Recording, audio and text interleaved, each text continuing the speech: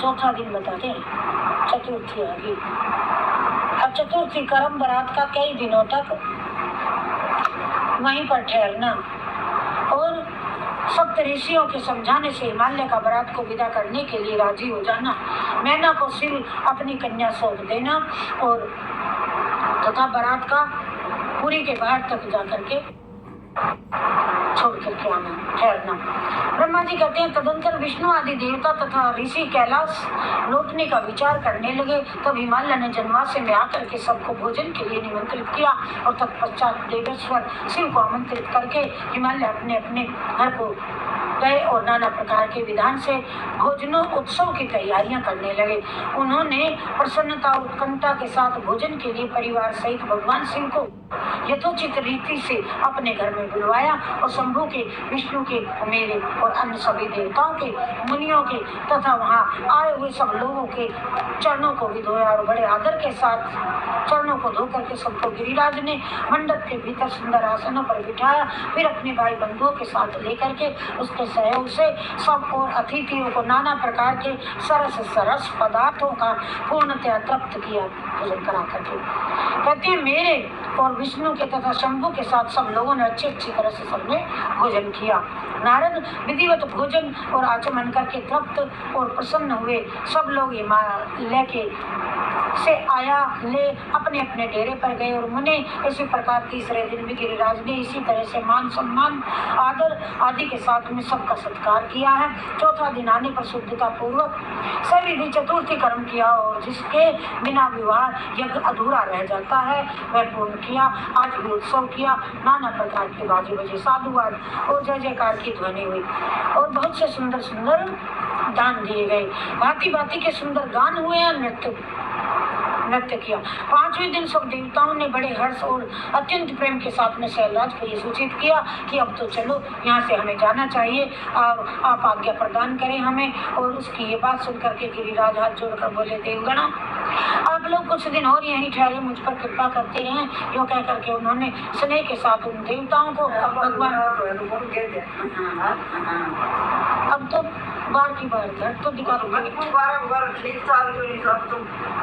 जना ले जा सकेंगे लेकिन वो कितने ही पीड़ा है पर फिर वो बारी बार रहे वो प्यार में संग आई है सही है बारी बार वो बार रहे वो जना वो भी बार और बारी बार सारे काम बार हुए और कथा में चित्र ये है कि घर में करना फिर ना तो दिन में तो कर दो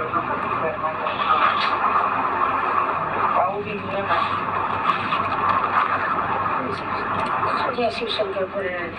तो आप लोग कुछ दिन यहीं ठहरिए। इस प्रकार देवताओं के वहां रहते हुए कुछ दिन बीत गए। उन सब ने गिरिराज के पास सप्त ऋषियों को भेजा। सप्त ऋषियों ने हिमवान और मैना से समयोजित बात कही। पूरा गेट बंद कर दो, हाँ पूरा गेट बंद कर दो। परम विश्व तत्व का वर्णन किया और प्रसन्नता पूर्वक उनके सौभाग्य की सराहना की। उनके समझाने गिरिराज ने बारात को विदा करना स्वीकार कर लिया। तत्पश्चात भगवान शंभु यात्रा के लिए उद्धत हो देवता आदि को साथ शैलराज के पास आए। देवेश्वर शिव देवताओं सहित कैलाश की यात्रा के लिए जब उद्धत हुए उस समय मैना ऊंचे स्वर में रोने लग गई और कृपा निधान से बोली। मैना ने कहा कृपा निधे कृपा करके मेरी सिवा भली भांति लालन पोषण कीजिएगा। मेरी बेटी का आप तो आशुतोष हैं और पार्वती के सहस्त्रों अपराधों को भी आप क्षमा कर दीजिएगा। और मेरी बच्ची जन्म जन्म से आपके चरणारविंदों की भक्त रही है और रहेगी। उसे सोते और जागते समय भी अपने स्वामी महादेव के सिवा दूसरी किसी वस्तु की सुध नहीं रहती। मृत्युंजय हे मृत्युंजय आपके प्रति भक्ति भाव की बातें सुनते ही ये हर्ष के आंसू बहाती हुई पुलकित हो उठती है और आपकी निंदा सुन करके ये मौन साध लगी है मानो ये मर गई हो। ब्रह्मा जी कहते हैं नारद ऐसा कह करके मेनका अपनी बेटी शिव जी को सौंप दी और उन दोनों के सामने ऊंचे ऊंचे स्वर में बहुत जोरों से रो करके मूर्छित हो गई हैं। और तब महादेव जी ने मैना को समझा करके सचेत किया और उनसे विदा ले देवताओं के साथ महान उत्सव पूर्वक यात्रा की। और वे सब के सब देवता अपने स्वामी शिव तथा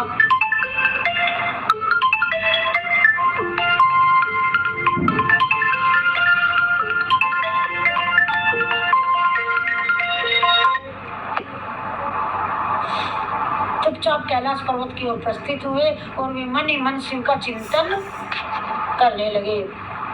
और शिव सहित सब देवता हर्ष और उत्साह के साथ जाकर के हिमाचलपुरी की बाहरी ओर बगीचे में ठहर गए और शिव के आगमन की प्रतीक्षा करने लगे। मुनीश्वर इस प्रकार देवताओं सहित शिव की श्रेष्ठ यात्रा का आज हमने आपके सामने कहती है ब्रह्मा जी वर्णन किया। और आप यात्रा का वर्णन आगे की कैलाश की यात्रा का भी वर्णन सुनो जो विरह व्यथा और आनंद को भी देने वाली है। संयुक्त बोलो जय शिव शंकर भगवान की जय, विष्णु भगवान की जय, सभी देवी देवताओं की जय।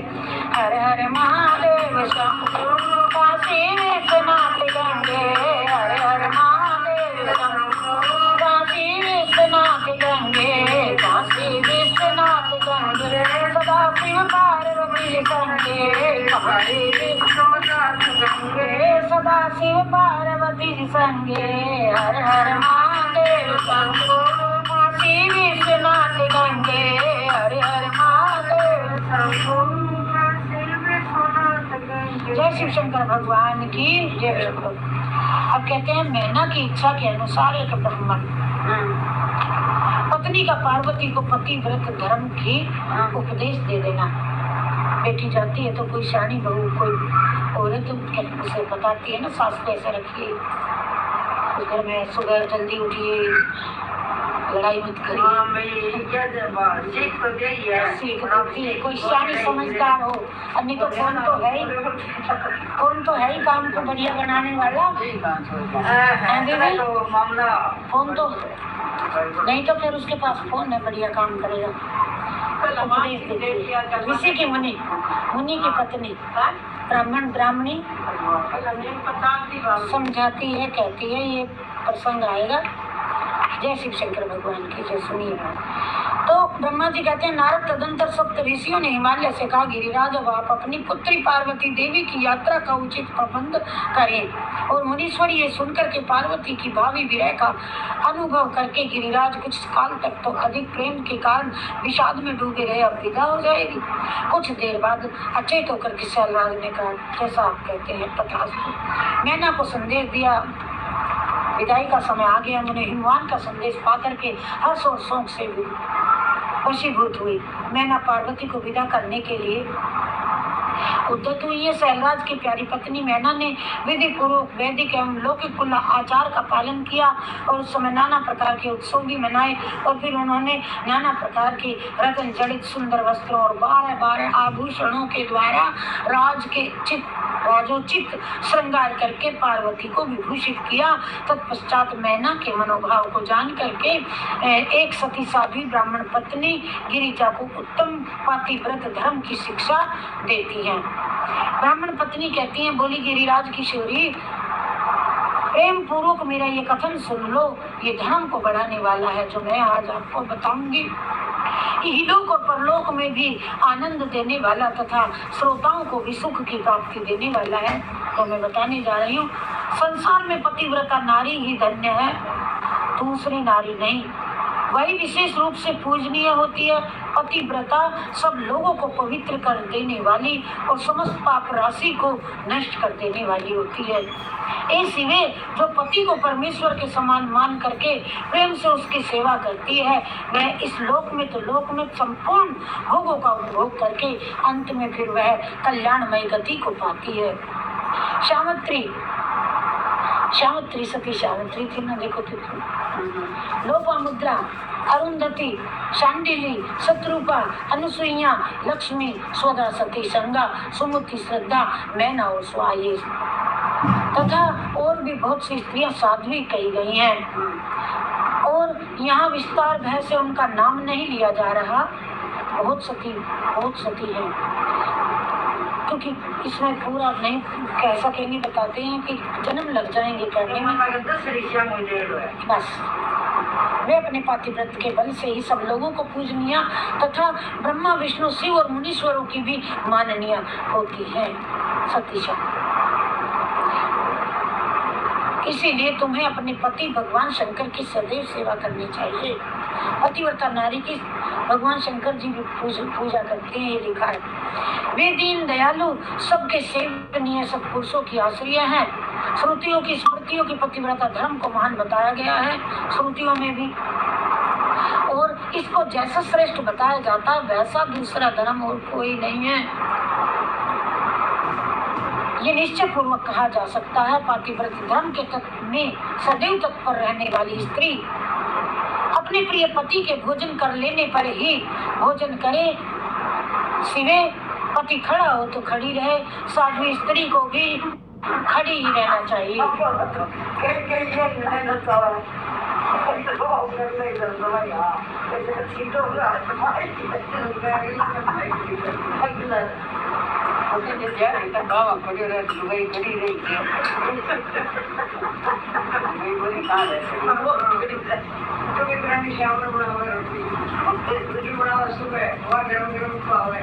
छोटी बना के रखा सारे के कमरा में पैक करके रखी है।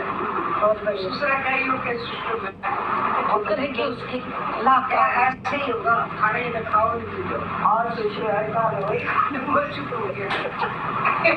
चुप करके मैं खाली चली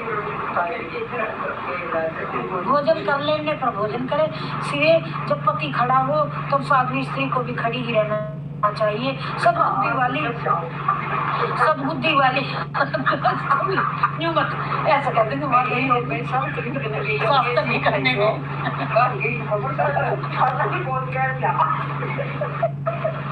वो सुन के आई होगी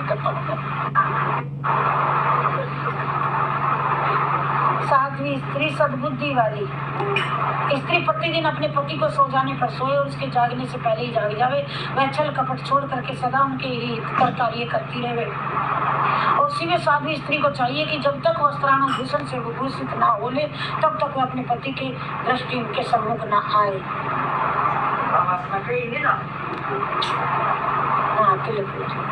यदि पति किसी कार्य से परदेश में गया हो तो उन दिनों उसे कदापि श्रृंगार नहीं करना चाहिए। पतिव्रता स्त्री कभी पति का नाम भी न लेवे।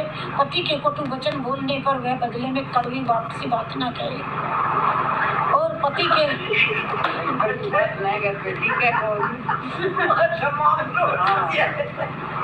नहीं हम एक बात के दिन है भी किसी को क्या तो वो दिन और रोटी बन गया नहीं तो दिन निकलना लगान तो बंदे रखे ना को तो ठीक है। अब पढ़ो ना पढ़ो इस बात को बताओ। इरावड़ो डांडो दानो के मार तो इरावड़ो डांडो धक्का फोड़ो है नहीं सारी दाना आपकी लंबी खोल ले दिला तो वीडियो रखा हाथ में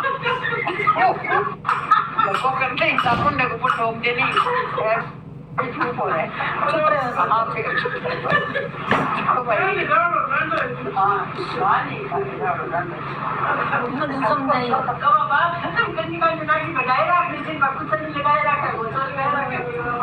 बोलो बोलो तो बात बहुत बड़ी है कहती रहूंगी। फिर कहते इसलिए कहते हैं पति के कटु वचन कहने पर भी वह बदले में कड़वी ना बात कहे। पति के बुलाने पर भी घर के सारे कार्य छोड़ करके पति के पास तुरंत चली जाए और हाथ जोड़कर प्रेम से मस्तक झुकाकर पूछे नाथ किस लिए बुलाया था।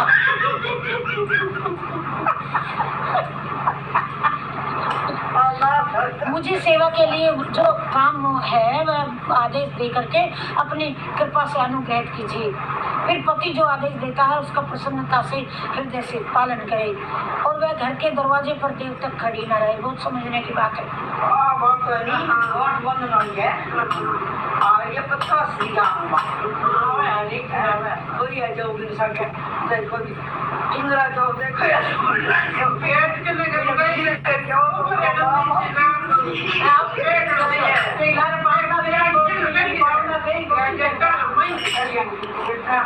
कहते हैं कि ना तो दरवाजे पर खड़ी रहे काफी देर तक, और फिर पति जो आदेश दे उसका प्रसन्न होकर के हृदय से पालन करे, वो घर और दूसरे के घर ना जावे। कोई बात हो ना अपने घर की गोपनीय बात जान करके भी हर एक के सामने प्रकाशित ना करे, और पति के बिना कहे ही उसके लिए पूजन सामग्री स्वयं जुटा करके रखे। जो पति का काम है खुद करे और उसके हित साधन के यथोचित अवसर की प्रतीक्षा करे कि जब कुछ कहेंगे तब शीश झुका करके उनकी बात सुन करके काम करे। पति की आज्ञा के लिए बिना कहीं तीर्थ या यात्रा पर के लिए कभी नहीं जाए। लोगों की भीड़ हो जहाँ वहाँ भी ना जाए। पत्नी लोगों की भीड़ से भरी हुई सभा या मेला हो आदि उत्सवों को देखने के लिए दूर से ही त्याग दे, कोई जरूरी नहीं। जिस नारी को तीर्थ यात्रा का फल पाने की इच्छा हो उसे अपने पति का चरण धो करके पी लेना चाहिए पैर का घूंटा, और उसके लिए उसी में सारे तीर्थ सारे क्षेत्र सारे, इसमें कोई संशय नहीं है। पतिव्रता नारी पति के उच्चिष्ट अन्न आदि को परम प्रिय भोजन मान करके ग्रहण करे, और पति जो दे उसे महाप्रसाद मान करके सिरोधार्य करके देवता पितर अतिथि और सेवक गण और गाय माता को अथवा भिखारी भिक्षु समुदाय के लिए अन्न का भाग दिए बिना कदापि भोजन न करे। पतिव्रता धर्म में तत्पर रहने वाली गृह देवी को चाहिए कि वह घर की सामग्री को संयंत्रित सुरक्षित रखे, गृह कार्य में कुशल हो, सदा प्रसन्न रहे और खर्च की ओर से हाथ को खींचे रहे। पति की आज्ञा लिए बिना व्रत भी न करे, उपवास व्रत आदि न करे, और अन्यथा उसे उसका कोई फल नहीं मिलता। ऊपर होकर के छुप करके बिना बताए मंगत मांग करके कुछ करती है तो उसका उनको फल नहीं मिलता, और परलोक में फिर वह नरक की गामिनी होती है।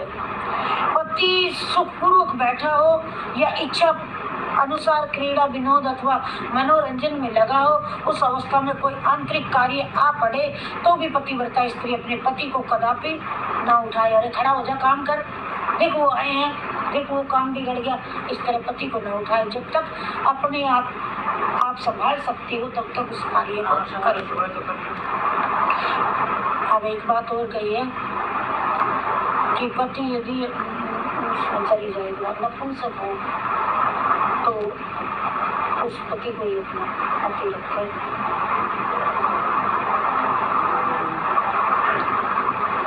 और दुर्गति में पड़ा हो, किसी में रोगी हो, बूढ़ा हो, लंगड़ा हो, नपुंसक हो, छुपाए रखे, उसकी पत्नी बनी रहे। दुर्गति में पड़ा हो, रोगी हो, बूढ़ा हो, नपुंसक हो, सुखी हो अथवा दुखी हो, किसी भी दशा में नारी अपने उसे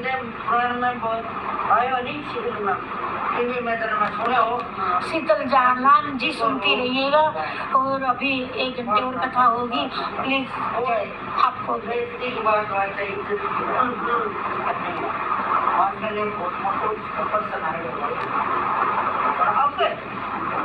रोटी पानी तो कहती किसी भी दशा में नारी उसे एकमात्र पति का उल्लंघन न करे। रजस्वला होने पर वह 3 रात्रि तक पति को अपना मुंह न दिखावे, अर्थात उससे अलग रहे, उसे कुछ जब तक स्नान करके शुद्ध न हो जाए तब तक उनके सामने नहीं आए, और पति के कानों तक न पड़ने दे अपनी बात और अशुद्धि की। अच्छी तरह स्नान करने के पश्चात सबसे पहले अपने पति का ही मुख दर्शन करे, दूसरे किसी का मुख ना देखे कदापि भी, अथवा मन ही मन पति का चिंतन करे। यदि कहीं दूर है और नहीं पति है तो सूर्य का दर्शन करे। पति की आयु बढ़ने की अभिलाषा रखने वाली पतिव्रता स्त्री हल्दी, रोली, काजल आदि, चौली, पान, मांगलिक आभूषण सब, केस संवारना, चोटी कूचना और हाथ कान के आभूषण सबको अपने शरीर से दूर ना करे, और धोबन से न मिले। कोई बैठा तो नहीं धोबी, इसमें लिखा है धोबन, तो यारी न करे, दोस्ती न करे, सहेली न बनाए। और छिनाल कोई औरत होती हो तो उससे किनारा रखे, उसका आना जाना उससे फ्रेंड न बनाओ अपनी, उल्टा फ्रेंड सहेली, कोई छिनाल शब्द है, ऐसा वैसा उड़ती फिरती रहती है। तो उल्टा, और जो सन्यासिनी बनी फिरती हैं उनका तुम्हें क्या पता वो सन्यासिनी के वस्त्र पहन रही हैं, वो सचमुच सन्यासिनी नहीं है। सन्यासिनी नहीं, सन्यासी के रूप की जो होते हैं उनसे कभी मिले ना, दोस्ती ना करो, उनसे कोई बात ना पूछे। वो बहका लेंगी तुम्हें, तुम्हारे घर से हटा देंगी, अपनी सहेली बना लेंगी और बिगाड़ेंगी। 3 बातें, भवन, छिनाल, उल्टा, सन्यासिनी, भाग्यहीना, जो कर्महीना है। स्त्रियों को वो कभी भी अपनी सहेली ना बनाए, अर्थात उसका वो ना करे संबंध। पति से द्वेष रखती हो, जो रात दिन पति से लड़ती हो, उसे भी अपने सहेली ना बनाए। पति से द्वेष रखने वाली स्त्री का कभी भी आदर ना करे, उससे भी दूर रहो। कहीं अकेली ना खड़ी रहो, अकेली और नंगी होकर ना नहाओ, स्नान नंगे होकर के ना करो। सती स्त्री ओखली पे न बैठे, मुसल पे न बैठे, झाड़ू सिल के पैर न लगावे, जांत और द्वार की चौखट के नीचे वाली लकड़ी पर कभी न बैठे। जांत क्या होती है? पत्थर पे तो है, अच्छा, जांत। इन पर बैठे नहीं, लकड़ी पर कभी ना बैठे बस। और एक बात और है, जोर से बोल लूं, कैसे बोल लूं, सब सुन रहे हैं। जय श्री कृष्ण। मैथुन काल में सिवा और कभी भी अपने पति से दृष्टता ना करें। एक बार इसको बंद कर दूं मैं।